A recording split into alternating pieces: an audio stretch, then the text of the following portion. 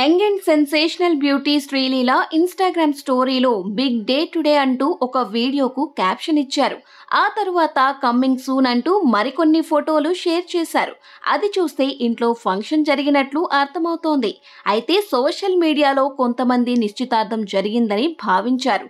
శ్రీలీలకు 23 సంవత్సరాలే.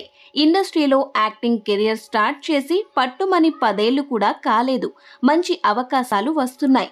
ఈ సమయంలో పెళ్లి చేసుకోవడం ఎందుకు అని ఆడియన్స్ చాలా మంది షాక్ అయ్యారు. అందుకు కారణం ఇన్‌స్టాగ్రామ్ స్టోరీలో శ్రీలీల షేర్ చేసిన ఒక వీడియో, అలాగే ఫోటోలు. వాటిని చూసి చాలా మంది ఆవిడకు నిశ్చితార్థం జరిగిందని భావించారు. ప్రస్తుతం చేతి నిండా సినిమాలతో బిజీగా ఉంది శ్రీలీల.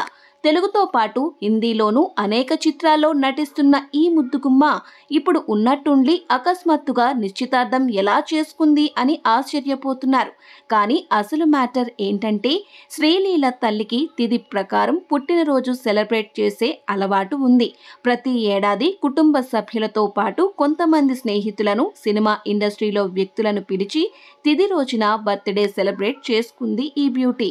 కానీ డేట్స్ ప్రకారం జూన్ 14వ తేదీన శ్రీలీల పుట్టినరోజు.